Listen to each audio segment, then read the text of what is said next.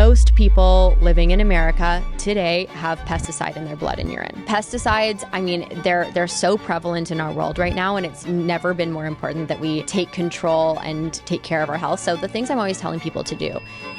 Maybe the most important animal that we need to help proliferate in the world are bees. 100%. One of the things that's happening due to the high pesticide content, the glyphosate, all these chemicals that are being sprayed everywhere, our bees are dying. 76% of the honey today that everyone is buying is basically sugar. It's not real honey. I'm so happy you brought this up because it is a huge problem and people need to know what to look for. Most cough syrups you can find, it's either phenylephrine or dextromethorphan. This study found that buckwheat honey was just as effective, not slightly less, but with less side effects, straight up just as effective as dextromethorphan for treating upper pediatric respiratory infections. So when I read that, I was like, why would you ever give a kid dextromethorphan when honey does the trick? And it's natural and has all these other health benefits. And interestingly, phenylephrine, which is these are two actives that are in Robitussin and Vicks and all of these conventional cough syrups that most of us grew up purchasing and thinking were helping us. Phenylephrine is now being recalled by the FDA because it doesn't even work. It's just a chemical that does not help you. When is the right time to take honey to fight seasonal allergies? So I believe that you should be taking bee products year-round preventatively. Yeah. One of the last things I want to talk about, and this is so fascinating, is bee venom therapy.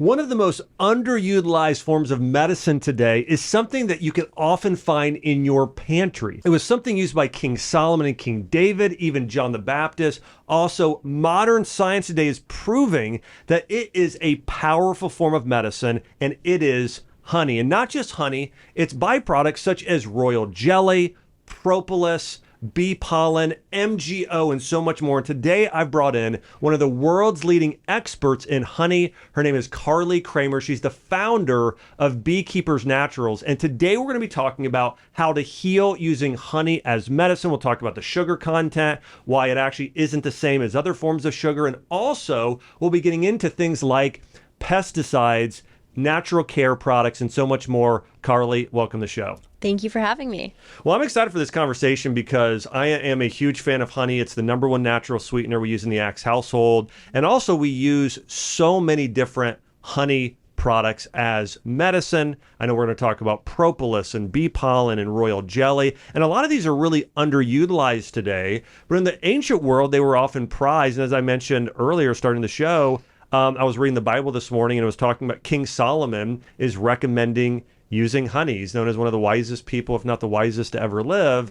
So there's lots of benefits of honey. How did you get turned on to the healing benefits of honey? So I was struggling with my health. I have an autoimmune condition and I was just constantly sick. I would get any virus I was exposed to, just a really, really weak immune system. And I can't take antibiotics. I have a reaction to them. So I was constantly getting sick and modern medicine was not able to help me. And I struggled with that for years. I was always looking for whatever natural alternative or looking at the latest and greatest products. And it was only when I found bee products that I actually was able to resolve things. So I was in Europe at the time. I connected with this fantastic pharmacist and she introduced me to propolis, which is one of the products coming from the beehive, different from honey, but just as important. And when she taught me about propolis, I learned that it was antiviral, antifungal, antimicrobial, antibacterial, super anti-inflammatory, and it's an immunomodulatory agent. So it actually helps people with autoimmune conditions to balance out their immune system. If you're underactive, it helps to boost your immune system. If you're overactive, it will help to level you out. So I was convinced by all the research. I started using it. And for me, it functioned in my body the way antibiotics do. I had a really severe case of tonsillitis. Propolis totally took it away, and I continued using it every day, and it's changed my health. And I started beekeeping because I was so obsessed with bee products. And I was beekeeping and making these products for myself for years before I even thought about starting a company and sharing it, and it's just kind of grew from there. It's so powerful. Propolis is probably one of the most least talked about, which should be talked about more, forms of medicine. And to your point, it acts in the body like an adaptogen, in terms of if you need more immune strengthening, it'll help strengthen, but also if it needs to calm down that autoimmune response, it's powerful that as well. I have prescribed and recommended it very, very often for people with autoimmune disease. I really, really like it for people with just chronic infections, long COVID issues, issues related to viral infections, of course, the common cold or flu. But it is so, so powerful. And then, as you mentioned, tonsillitis. And the other thing is, it's probably more kid-friendly than anything else out there. I'm a big fan of herbs. And so when I'm looking at modulating someone's immune system, I like using herbs like astragalus. I think they've got a lot of benefits. Reishi mushroom is another one.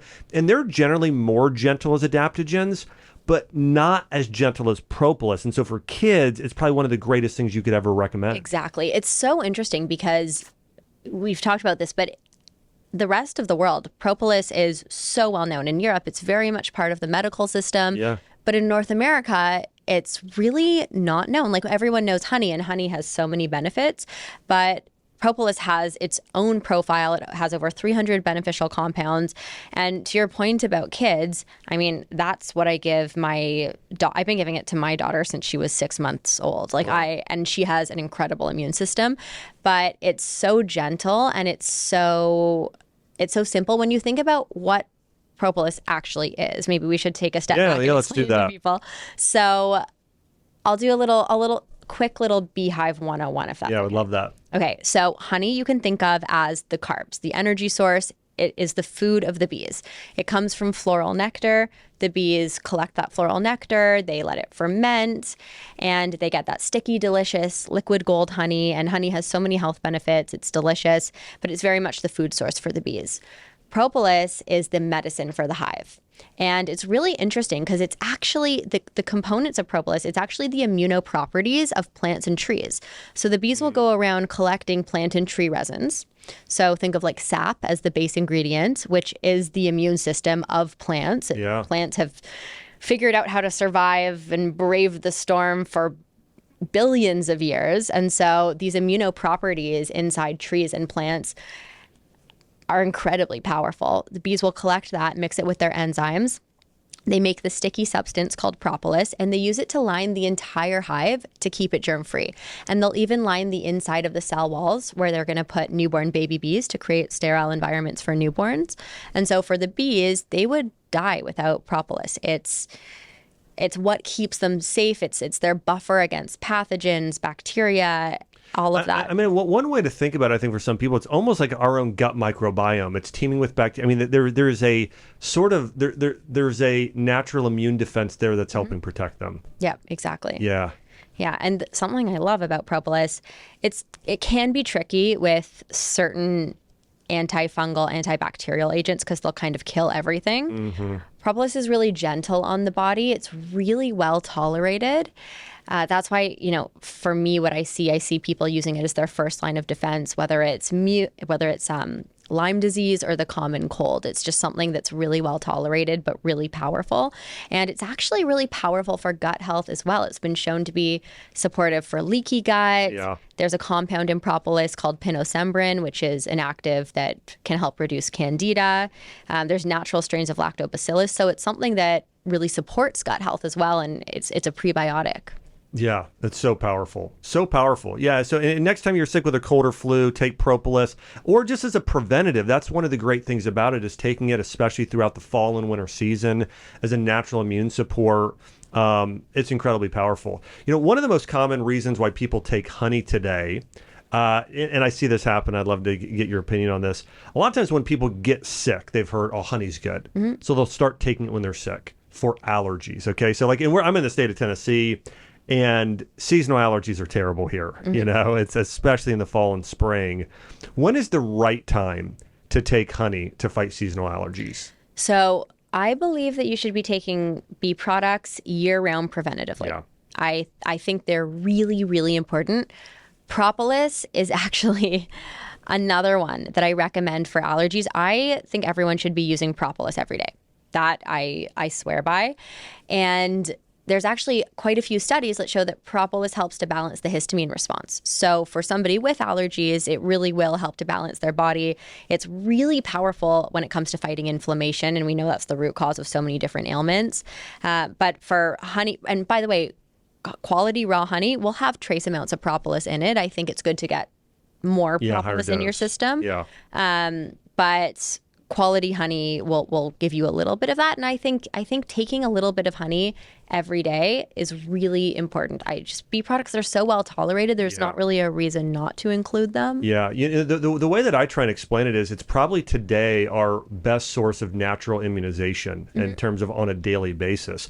We have I wrote a book years ago called Eat Dirt, and a basis of the book was how to heal leaky gut and autoimmune disease. And in that, like, we used to eat a lot of local foods. We'd eat carrots from the ground and beets and produce and get honey. And we're getting a lot of these different microbes from the soil in forms of even pollen things on the actual leaves, like lettuces.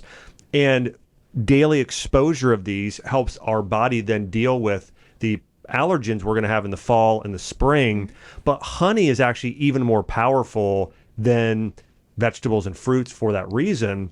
You know this, so I'm preaching the choir, but there are over 200 different types of pollen within a lot of honey, just local honey. And so when you're getting that, it's like, again, you're building up an immunity to that local pollen, so you're not going to have it in the season. So if you're a person that has seasonal allergies, don't just wait until you're sick. Take it then too, but take it year round to build up your immune system. Go to your local farmer's market, get those fruits and vegetables. In addition, do raw local honey every day. And this is a reason I also like bee pollen. I'd love to hear your take on what is bee pollen. You described honey. Yeah. You described propolis. Talk to us about bee pollen. So bee pollen is the main protein source for the hive. That is what the bees eat for their protein. Oh, it's their protein supplement. And it's really interesting because bee pollen actually has more protein per weight. It's per weight, and it's small. Per weight than any animal source. So per weight, more protein density than beef, eggs, any animal source. It's an incredibly nutrient-dense food. It's really like a natural multivitamin, really high in broad-spectrum vitamins and minerals, branched-chain amino acids, super high in B vitamins, so people love taking bee pollen for the energy boost. But for bees, it's a daily part of their food, and it's literally they're collecting pollen from the plant itself, covering it with their enzymes, and so it's just a super powerful bioavailable vitamin shot for people. There's studies looking at pollen for how it increases endurance. So many people use it as a multivitamin and energy booster. More and more studies coming out about how it has hormone balancing effects for both men and women, which is really cool. But to your point about allergies, you're literally giving yourself a micro dose of the allergen itself. So, and everybody else's allergies are different. Some people, pollen is way too strong. And I just say start with propolis, start with honey.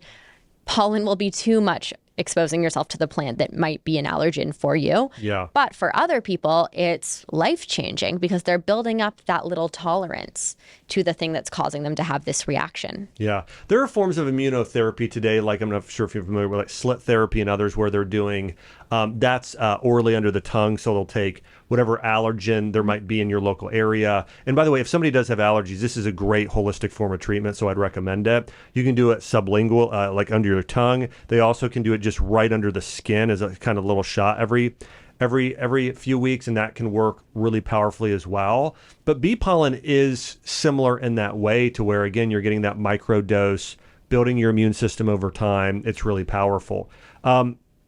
Sometimes people have questions about the sugar in honey. Mm-hmm. How does honey react in the body from a blood sugar standpoint, an insulin standpoint, compared to something like cane sugar, coconut sugar, and other forms of added sugar? I get this question all the time, and I am a low sugar person, but a high honey person. Yeah. Because honey does not spike insulin in the same way.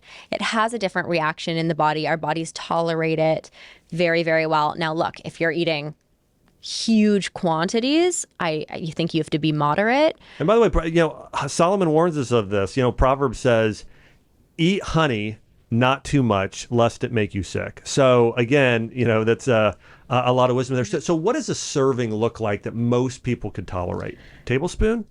I would say a teaspoon a day is plenty. Okay. For me, I take a teaspoon a day. I put it in my coffee, but I also use it in my baking. Like, we don't use any refined sugar in my household. So when I'm baking something for my family, it's always honey. Yeah, yeah, I love it. This morning I love honeycomb, and so I do a lot of honey. I mean, so this morning I do a lot of protein, so I'll do like 40, 50 grams of my superfood smoothie. I'll put in a teaspoon of bee pollen in there. And then this morning I did cream of rice. I do this cream of brown rice. I like her oatmeal.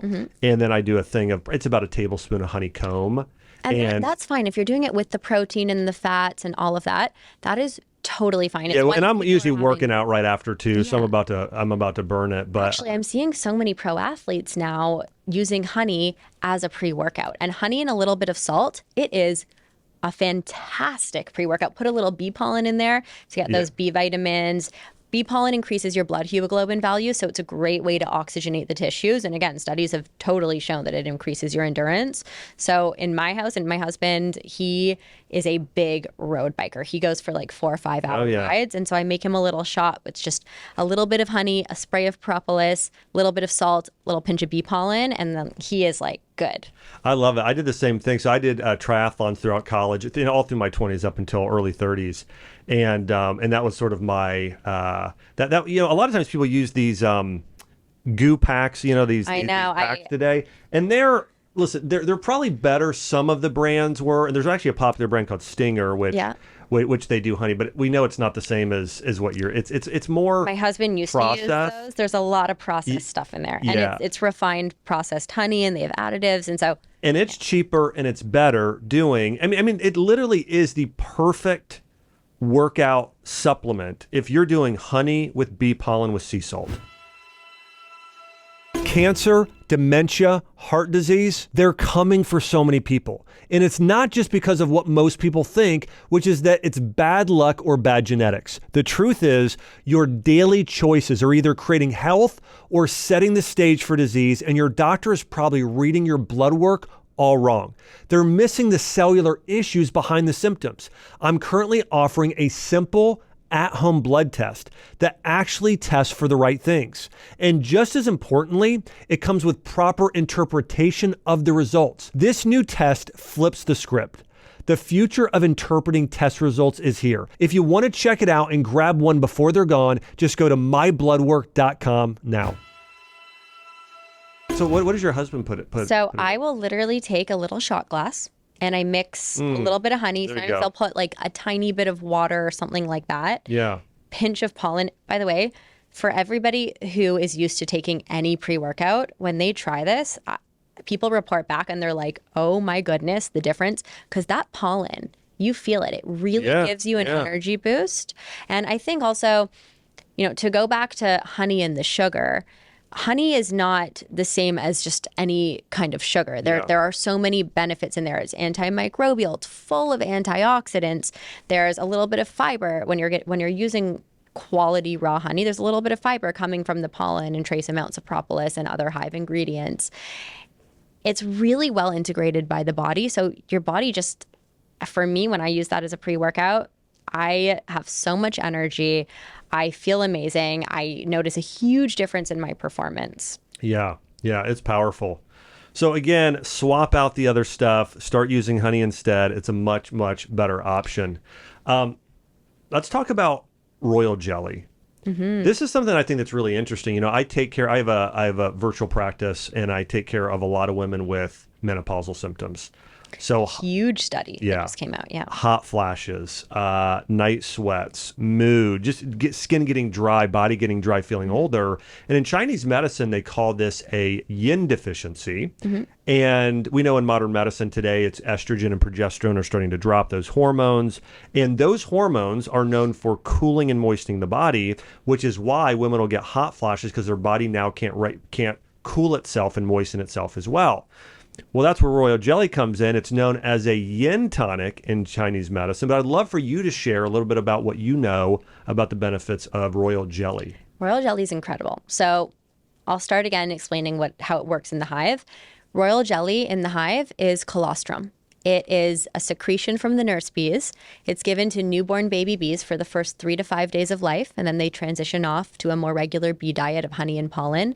And the bee who's to become queen exclusively eats royal jelly. She maintains that diet her whole life. Wow. Now, if we just look at the biological differences for a queen bee versus a regular worker bee, queen bee will lay up to 1,500 eggs a day, 1,500 babies a day. A regular worker bee doesn't have reproductive organs.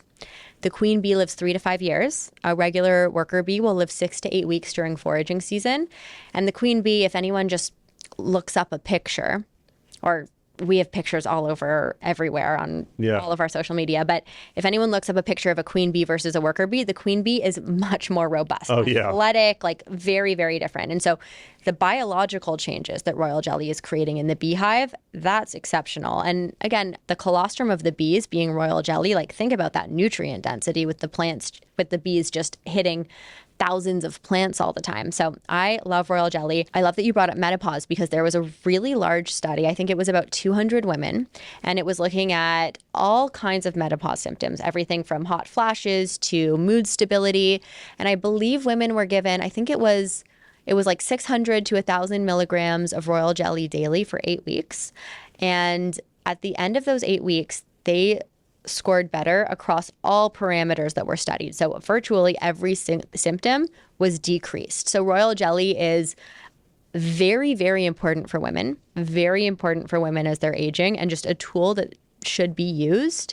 It makes life so much easier. But there's also a lot of studies now looking at royal jelly and fertility.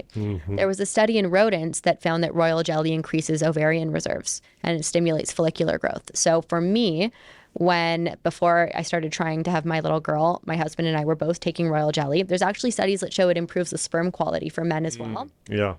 So royal jelly is something that's really exciting in terms of hormonal balance, fertility, menopause. We're just in the early days of even understanding from a Western perspective how powerful it is. But, in traditional Chinese medicine, it's been used for thousands of years to support fertility, support menopause, balance hormones.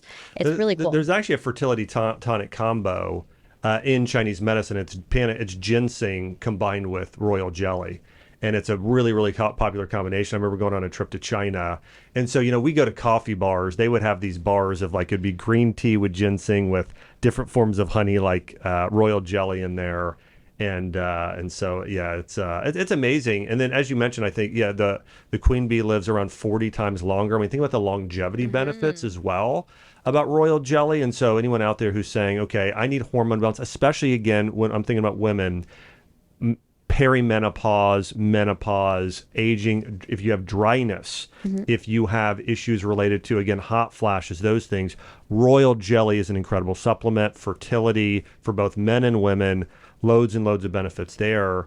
And again, honey is one of those things where, it's so multifaceted in the benefits. And one thing I love that you've done such a good job of is just explaining sort of how it's used by the bees and how we can benefit from it. I've talked about this very frequently with herbals, but this extends to honey as well as both the sort of hormetic benefits, but also the benefits related to harnessing the therapeutic properties of that plant.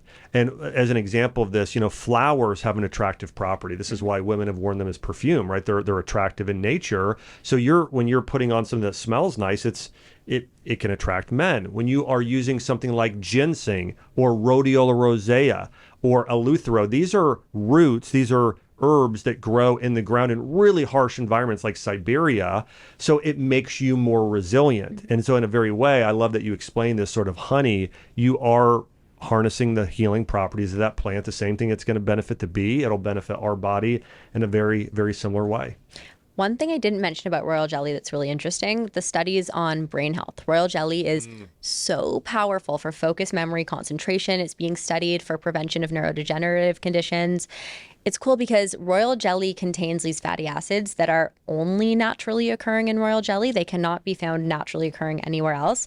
They're called AMPN1 oxide and 10-HDA, and they basically stimulate neurogenesis. So they help your brain to create new, fresh neurons. And I love using royal jelly just for focus, memory, concentration. That's what I was taking some royal jelly before we started. Yeah, I saw love that. to do that before we record. Yeah. But It's fantastic for both sort of the short-term effect when you really need to be in the zone, but also for preventing neurodegenerative conditions. Yeah, that's so powerful. That's so interesting about the fatty acids. I think that there are, as you referenced, very unique, and we find this in other things as well. There's another fatty acid that's sort of become popularized today called C15, but there are a lot of fatty acids that aren't necessarily well known or popular, but do have tremendous benefits. And another category are peptides.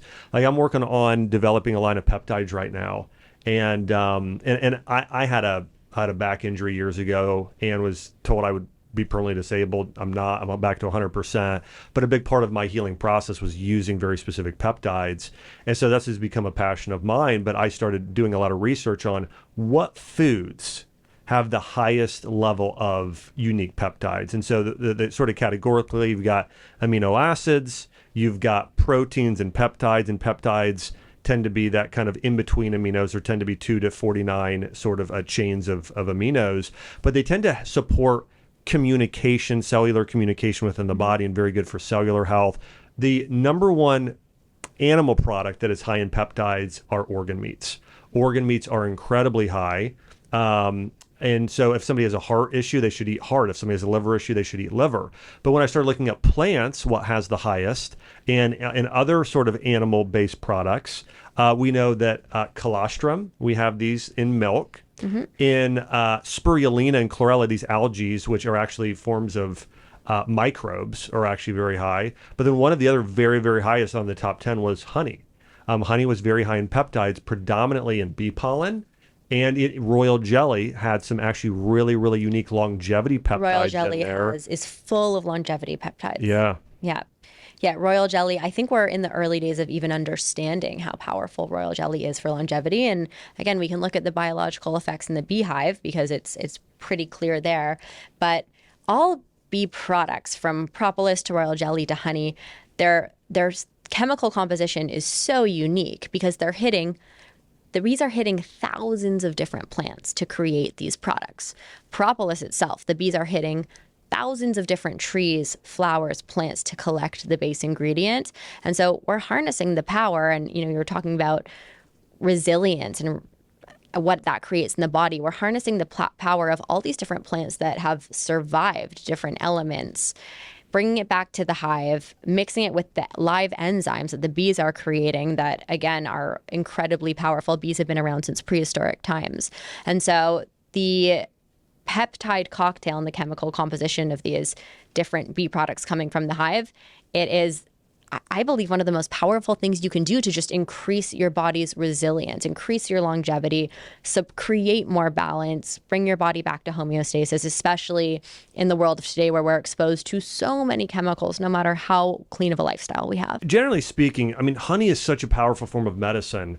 I did read a study, though, that this is out of Texas A&M University, that said that 76% of the honey people are buying today off the shelf isn't even truly honey. It is so processed, heated, and filtered that there is zero pollen, and oftentimes zero of these all these beneficial factors we're talking about, they don't exist in the more than 75%, 76% of the honey today that everyone is buying is basically sugar. It's not real honey. I'm so happy you brought this up because it is a huge problem and people need to know what to look for. For one, pasteurization. Pasteurization, when you buy honey out of the squeezy bottle and it comes out all liquidy and it's got that picture perfect consistency, that has been pasteurized. And that's how you get that consistency, because unpasteurized honey, it will crystallize over time. It will get hard. You have to really use your muscle to get it out of that jar. And you actually want that. But the average person isn't aware of that. And we were sold this concept of honey that it is squeezy and easy to spread on toast. But you want honey that is unpasteurized or raw. Yeah. Those are the two buzzwords you're looking for. And what pasteurization is you're heating it. You're boiling it to such a high point that you're cooking out all of those incredible enzymes and vitamins and minerals and growth factors, and you're left with sugar water. So most of the honey on the market has been pasteurized, and a lot of the honey on the market is not pure honey. People are cutting it with corn syrup, agave, all kinds of things. So you really do have to pay attention to your sourcing and really know what to look for. And always make sure it's raw and unpasteurized. Well, one of the things I found for myself is that One, and let me just share, it's one of those things where like I like putting it in my matcha in the morning, but I have to mix it really well because like it sinks to the bottom. I mean, Yes. because it's so funny because Good honey will do that. It should. Yeah, because growing up, I remember I used honey, which wasn't real honey, and I would put it in something, and it would just mix so easy. It's like I do a little spoon. It was almost like sugar, and it was immediately blended. And then, quite a long time ago, when I started going to my local farmer's market buying real honey, this stuff would just sink to the bottom. It's like, man, I got to sit here with my I actually have to throw it in a blender or use one of those hand mixers. A spoon doesn't really do it very well in order to actually get it mixed. But that's one way if you're listening to this, is you can actually take a cold glass of water and see, does it drop down and sort of clump down at the bottom, or does it sort of start dispersing throughout? Or, if you can stir it with a spoon just a few times and it mixes, that's not real honey. It's not real honey. And depending on when the honey's harvested, it could be more melty. Great raw honey could be more melty if it was harvested maybe a month ago. But it depends on the floral source. It depends on when it's harvested. And you should see that over time, it hardens, it gets a little crusty. Yeah. That is the natural process of crystallization, and it's what you want to see. I mean, it's pretty amazing. I did an episode about a year ago on the benefits of honey, and I went through a lot of the history, and it's amazing to look back and say, when they opened up a lot of these tombs in Egypt, they found that there was one thing that remained, and it was honey. I want to say maybe they've also found the other oldest thing to honey was like an essential oil resin, but overall nothing else survived except for honey. I mean, that's amazing to think about. The enzymes are so powerful. Even, you think about that for digestion. Or if let's say you're traveling, and I've had situations where everyone I'm with gets food poisoning except for me. And I swear it's because I've been using my Propolis all the time. So things like that, these are things that are tools. They can help with digestion. They can help to build up gut support. They can help to fight bacteria if you're exposed. But yeah, honey is the only food in the world that is nutritionally intact after thousands and thousands of years. So, it's a testament to all of the different incredible benefits of honey. And something that's been really interesting as a parent, and I know you can relate to this, all of the studies showing that honey is just as effective as all of these over-the-counter cough syrups. Yeah. Why would we give our kids chemicals when honey does the trick? That's right. Yeah, absolutely agree. One of the really cool things about honey that I was excited about when I started reading a lot on the more of the scientific literature is its ability to help balance moisture in areas. I had an injury years ago, and I tore off the tendon on my ankle, had to have it repaired. And so they had to go in and sort of cut part of my leg open, and it was going to leave a big scar. But I created this mixture, and for 90 days, it was honey mixed with calendula and a few essential oils like helichrysum. And that's all I put on there. I basically just left it covered like that for 3 months. And almost zero scar. I mean, somebody could look today, and unless you're using like it was almost impossible to see. But almost anyone else that would have done that, they would have had a major scar there. And so I started reading about how honey will push out too much moisture and bring in the exact right amount of moisture to allow scars or anything to heal at its optimal level. And so that's one of the reasons why it lasts so long, is it actually can create the perfect amount of moisture in the area for itself to where it never goes bad. And this is really important for skin. I mean, think about the benefits for anti-aging, longevity of skin. I put honey all over my face. I do a mask with honey and propolis. In Poland, in the burn ward, they will use bandages with honey and propolis. Propolis for its antibacterial, anti-inflammatory healing properties. Honey for its healing properties, its moisture balance, it's a humectant. So many amazing applications for skincare, but I do a honey propolis mask once a week, and I swear by it. I feel like it's just really changed my skin, and the science is there. There's a lot of studies as well looking at things like contact dermatitis, psoriasis, eczema. These are powerful home remedies. My daughter Arwen, when she was one, she had cradle cap, and we tried actually a lot of the eat natural products on it, and it just was not going away. I put on Manuka honey, boom. 3 days later, like completely gone. It was just absolutely amazing. The growth factors in all of these different bee products are exceptional and have so many healing properties. You can take back control of your metabolism, your energy, and your hormones naturally. I've put together an in-depth, practical training to help you balance your hormones using powerful foods, herbs and natural lifestyle strategies that actually work.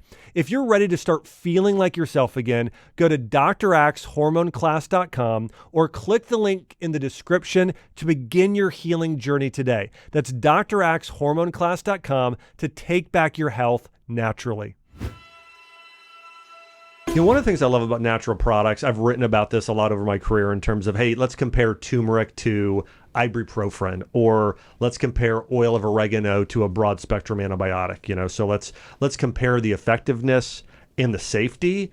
And it's amazing to look at how herbs and food-based products that are superfoods, how they compare, and they can typically perform equally, sometimes outperform, but then have zero side effects compared to the medication. In fact, I want to say 1/3 of all medications today were developed from natural products, but then they were made synthetically. So they're going to have side effects and also lose some of the other beneficial qualities there.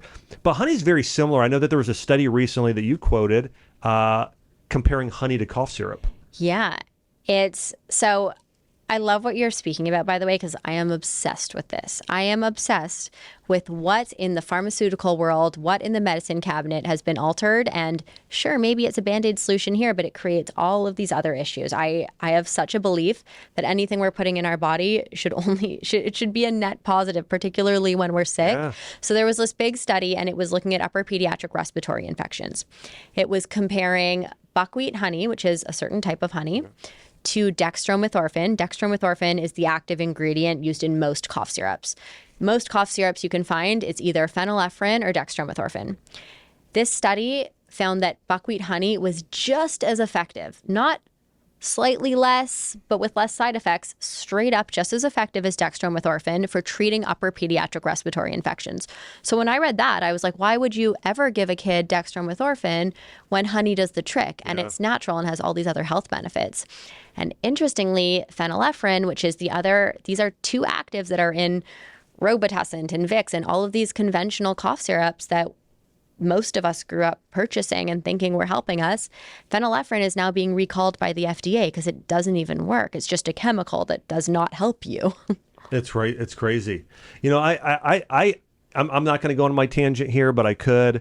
But, you know, it does blow my mind that you've got something like berberine that is so effective for blood sugar, and yet metformin is still being prescribed, which depletes your body of numerous nutrients, right? Or statin drugs, when you could be taking, you know, a blend of things like coenzyme Q10 and garlic and omega-3s.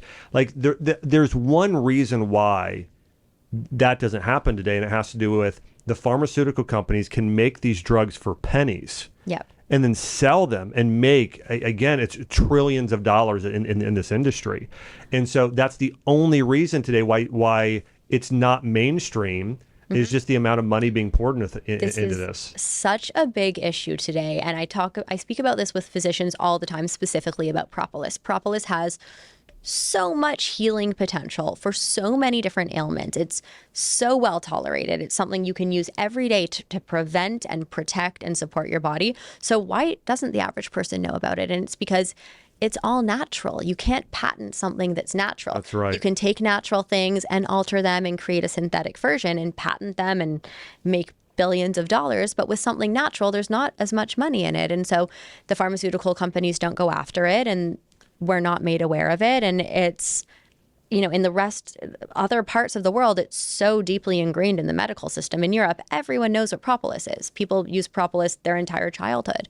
Whereas in the US, people just aren't aware. Yeah. My wife loves dogs. She and one of her friends are always talking about starting basically a dog island, you know, having dogs going, but, you know, adopting like all these. Anyways, so, and I like dogs a lot. We've got 2 of them, and, but she's above and beyond where I'm at, but I love dogs, but I love bees. Like when you do the research about, we need bees to survive. It's crazy how important they are for our ecosystem. I spent so much time in regenerative agriculture and looking at how do we heal the planet. And from an animal standpoint, maybe the most important animal that we need to help proliferate in the world are bees. 100%. And one of the things that's happening due to the high pesticide content, the glyphosate, all these chemicals that are being sprayed everywhere, our bees are dying in a lot of areas. Yep. What do you have any more, I guess, thoughts or information on that in terms of what's happening to the pesticides in the bee population? So first of all, I've been working in pesticide regulation for over a decade. It is, I believe, we're in a state of crisis. And this is one of the most important things for human health going forward. The pesticides being used, not only are they deeply affecting the bees, and the bees pollinate 1/3 of our food supply, 1/3 of our food supply, and over 40% of wildflowers rely on honeybees for pollination. So if we lose the bees, think about how that would affect our ecosystem. And the foods that we're losing are like fruit. The natural I mean, literally foods. fruit is gone. Think about almost. the inflation. Yeah. How much more expensive it becomes to eat your fruits and vegetables if we lose these creatures. And we're seeing that happen right now. So it's been really interesting as a beekeeper myself to see how the industry shifted. So I spend a lot of time focused on how to create regenerative, safe environments for bees because we need them. I work with them. It's essential for human life. And what I've seen over the years is because bees are dying, commercial pollination, which is a different industry, different from beekeeping, which is what I do. Commercial pollination is when you work as a beekeeper to manage your bees, but you truck them around to different farmers and crops. You let them loose to pollinate and then bring them back. And that industry has surged in the past several years because there's not enough local bees because so many of them are dying due to pesticides. And commercial pollination can actually be really hard on bees. It can be done properly. It can be managed really well. Oftentimes it's not. You're putting bees on a truck, bringing them over to this farm, covered in pesticides with a monocrop, a single type of plant, letting them loose to pollinate. The bees are getting all kinds of exposure to pesticides. They lose out on having a varied diet and lose out on that biodiversity. And then also the stress of transferring them, even though you can transfer bees safely and humans have been doing it for a long time. There's evidence that bees were sent down the Nile in a little boat. Wow. So you can do it, but the way it's being done today, specifically with the pesticide exposure, is so problematic. So a lot of what I do in my work as a beekeeper is I work with people to figure out regenerative ways. How can we create a habitat for bees where they're not getting exposed to those pesticides? How can we create more biodiversity, whether it's through margin planting, which is just planting different varied wildflowers in the margins of big agro crops. But really, how can we spray less? Because the pesticides today, it's terrible. I mean, most people living in America today have pesticide in their blood and urine. Children have that. It's like 99%. It's incredibly high. Yeah, incredibly high. And we've seen a spike over the years in autoimmune, in digestive issues, and we've seen that spike move up with the use of glyphosates going up. Yeah.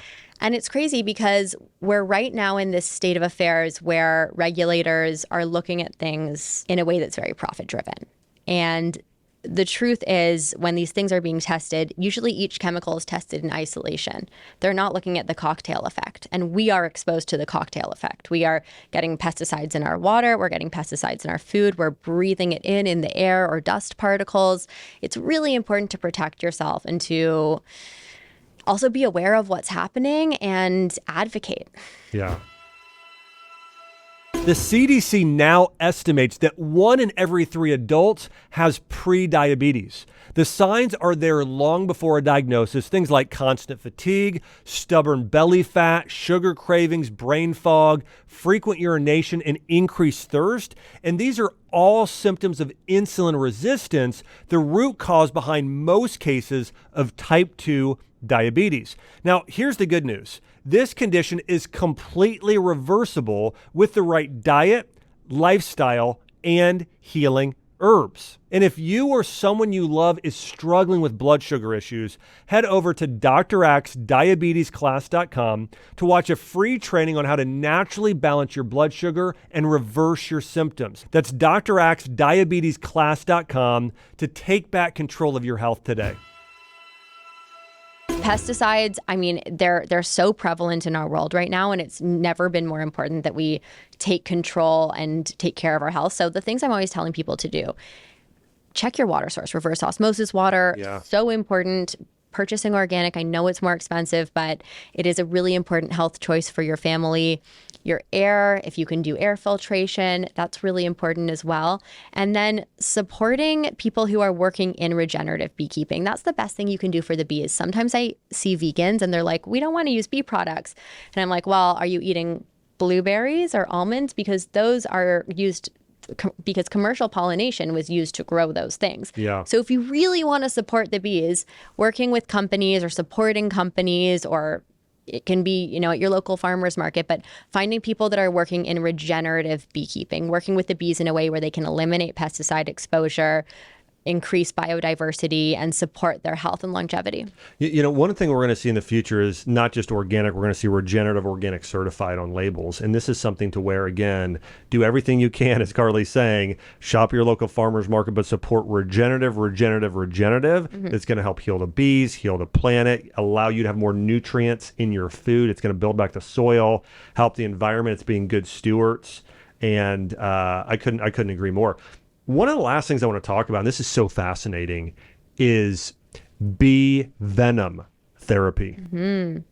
Bee venom therapy is so exciting. I was having a conversation with someone the other day, and I was actually comparing bee venom to Ozempic. So Ozempic, which is super popular now, it's helped a lot of people with diabetes, all kinds of things. The origin, what inspired that product was the hula lizard, the hula monster, I think it's called, or huli. It's a type of lizard that has a venom, and that is what was sort of the inspiration for Ozempic. And I think bee venom, in the next decade or so, it is going to inspire a whole new generation of cancer drugs. I think bee venom has the ability to heal so many different issues. Bee venom is really interesting. It contains this compound called melatonin. And melatonin has been shown to attack cancer cells. It's been showed with late-stage breast cancer to attack the cells. We're in the early days of this science. These are test tube studies, not broad human trials. But it is very, very exciting. And then applications with Lyme disease too. Bee venom can attack the biofilms and break through the biofilms and attack the bacteria that causes all the symptoms for Lyme disease. So there's more and more coming out about bee venom, and I think it's just so exciting. Yeah, I read this study a few months back on bee venom for cancer and the anti-cancer properties, and it's really powerful. I had a friend of mine who was sort of a, what would I call him? A sort of an adventure sports nut, and did all kinds of adventure sports, but always injuring himself with doing this. Mm-hmm. And he had bees that he had raised, and he basically just anytime he had an injury, he went and did a series of typically 3 times over the course of a few weeks, and he would just sting himself.